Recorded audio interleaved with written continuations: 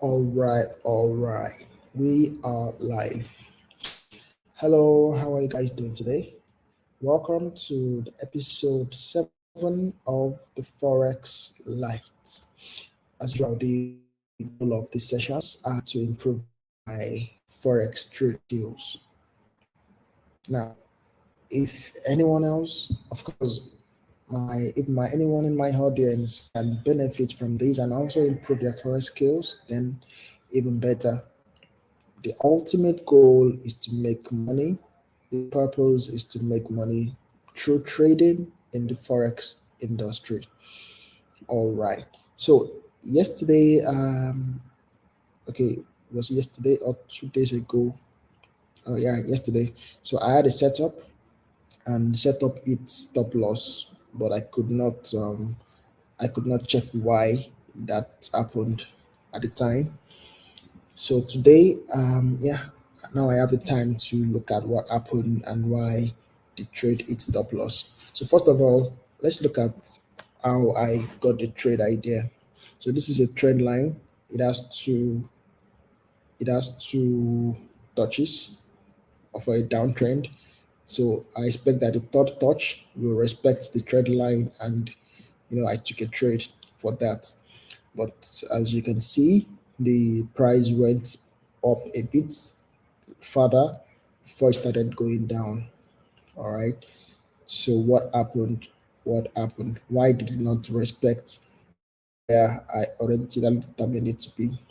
All right. So now there's a strategy that I should have used, or that I could have used, to identify at what point this price is going to start reversing, and that is what is called David Achom price. Um, David Achom trap for money. Yeah, I learned it from David Achom. All right, this is one of my forex mentors. So I learned it from him, and that's what I'm gonna use now to see what happened, why the price moved where it moved. All right, so the first step is to put my Fibonacci, get my Fibonacci on.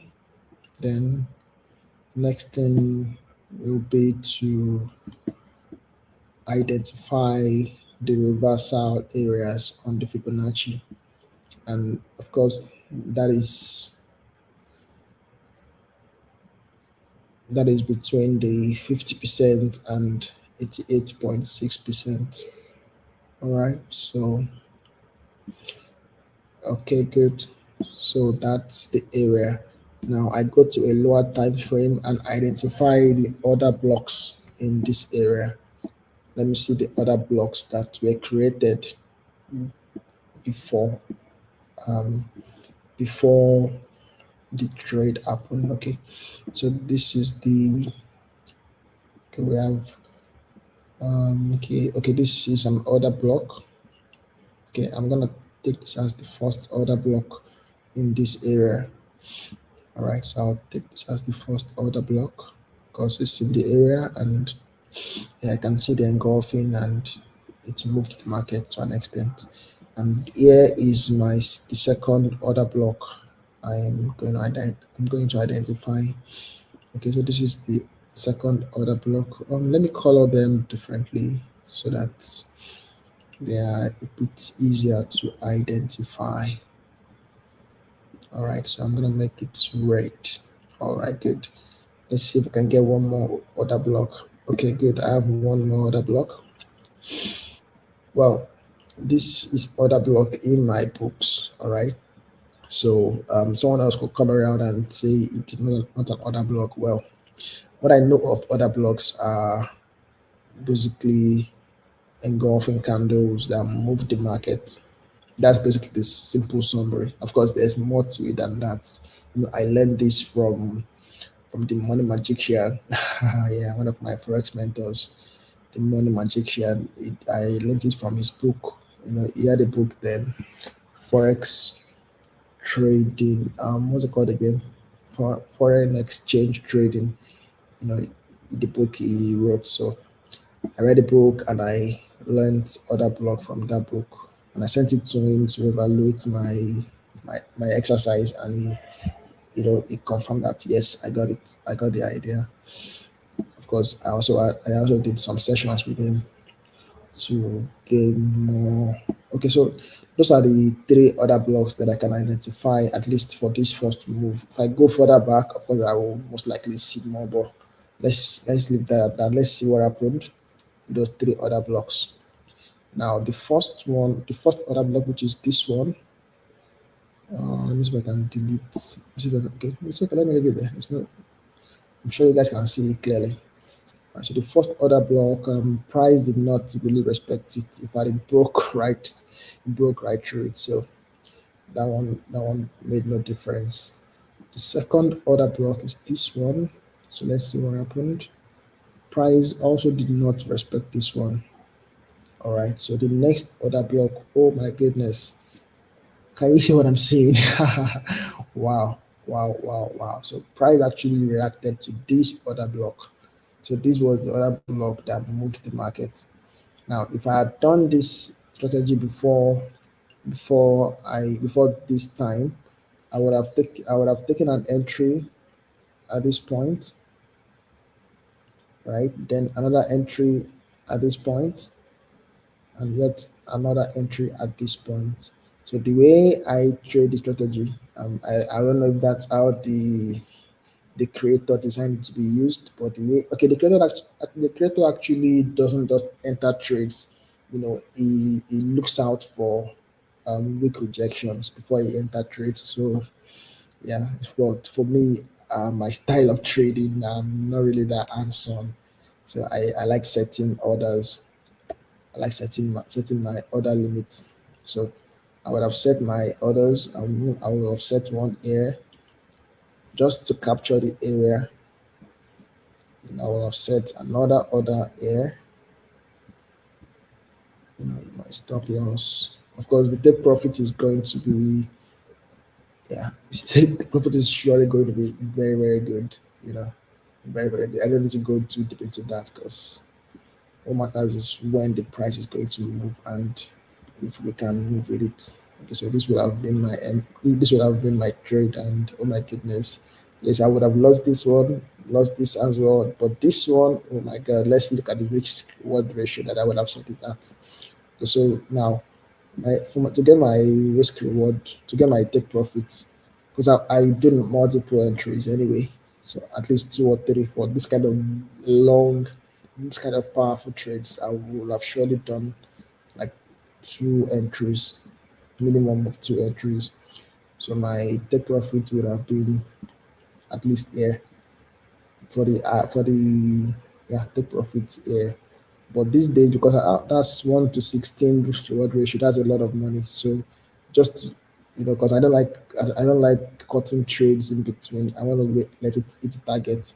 So to allow myself to basically make something along the way, I will have like two or three entries. Okay, so maybe my first TP will be here to respect this resistance, this support, this resistance. Okay, then my TP2 probably would have been because this is one ratio four. This is risk reward ratio four. So my TP2 okay, I think TP2 could be 1 to 10, very good, 1 to 10. Yeah, I think this will have been my TP2, 1 to 10 risk reward ratio thereabout. You know, then TP3 would have been this 1 to 17 risk reward ratio, and I will be fine with that. Yes, I could go further than this. I could go because based on the strategy, in fact, I think I probably would have done a fourth TP, especially if I monitor this trade and I see that it broke the first one, broke the second one, and I see that it respected the third one. I'm gonna layer it in. Like I'm still trying to learn how to layer trades, you know, because from what I've observed, those guys making it big, that's what they do. That's what many of them do. They layer trades. I mean, you see a single trade idea, they have like 10 entries, they have like, they have multiple entries and all in crazy profit. So that's what they do.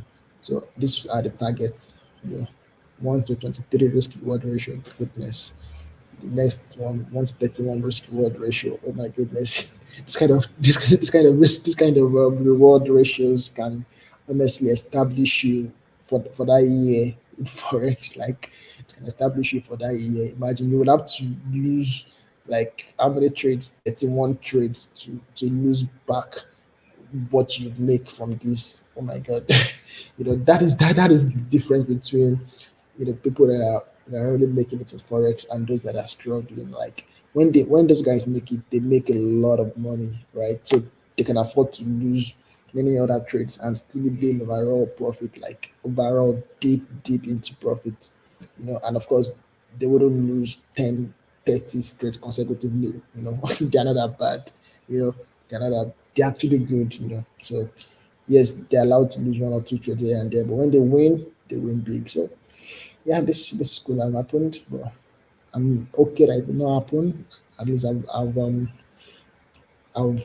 it has basically reminded me of, because I didn't use the ATM trap for money, you know. Actual trap for money, okay, yeah, ATM. I didn't use it. So if I had used it, I would have gotten this. But what happened was, because I was looking at so many charts at the same time, so taking the time to really delve into a particular chart and do this analysis, probably I skipped it. So what I've learned from that is that, okay, I'll continue to look at many charts, but if I see a good setup like this is just a beautiful setup. Like this is a beautiful setup. The recent market going in a trend, like in a proper trend, looking LD. Gosh, that is that is the money making setup. So I think, from what I can see, each setup also has their own strategies that work with them, right? Like this ATM strategy will not work on some setups, as in it will work on many other setups, right? But for this trending market, it is the perfect one for it. So the lesson for me today is that when I see setup like this LD trend, like a healthy looking trend, go for it. I'm gonna just take my time and break it down and set my entries for that pair and monitor it. That's what one thing I'm trying to learn. Like I'm trying to improve my monitoring of trades, because that's one thing that I've not been able to master. But it's okay. There's so many ways to make money in this market. There are those that leave their trades for months. So depends on your style of trading and if you can master it and it works for you. So my style may not be so hands-on that I want to be on the chat all day, every day, every hour, every minute of the day. You know, that may not be my style at this time, but it's all right. We'll get better. So I've learned something today. Um, Anyone that those that join me on this session as well, of course, you guys that will be watching it, later after now. You guys, hopefully, you learned something as well, and you're gonna make yourself some money from this direct, simple money making strategy. Of course, if you don't get it the first time, my my forex mentor Kendrick will say, watch it 21 times. Watch 21 times, and that's the secret to mastery. So if you don't get it, okay, clearly I did not take my time to teach and explain, but I did it step by step, and anyone that take the time to break down each step will surely understand what I've just done. So I'm okay with this. I don't need to keep the losing trade on my chart. Yeah, that's for me. I don't keep losing trades on my chart. I keep the winning ones. It has a way. I believe it has a way of influencing my trading intuition, my trading mindset. Yeah, mindset is everything in trading. It's a psychology. It's very, very important. There's a saying that it's like 10% skill and 90% mindset. That's winning in forex. So it's very important. Anything that can give you an edge, you know, go for it. So if keeping my winning trades gives me an edge, I'm all for it. Absolutely all for it. So that is what I do. Like this one was a very sweet trade, and I really love this trade because I didn't really spend too much time. I just saw the channel and another one. Yeah. Right. So that will be all for today. Um, I love my sessions short, but these days they're getting longer and longer. Oh well, it's all good. long sessions also have their place. It can't all be 5 minutes, 10 minutes. 'Cause this is a live session anyway, so it's okay for it to be longer than 5 minutes. Yeah, it's only recorded sessions that people prefer them short, but that's fine. That's fine. All right, so that'll be all for today. I hope yeah, I've done justice to episode 7 of the Forex Light. See you guys tomorrow on episode 8. Bye bye.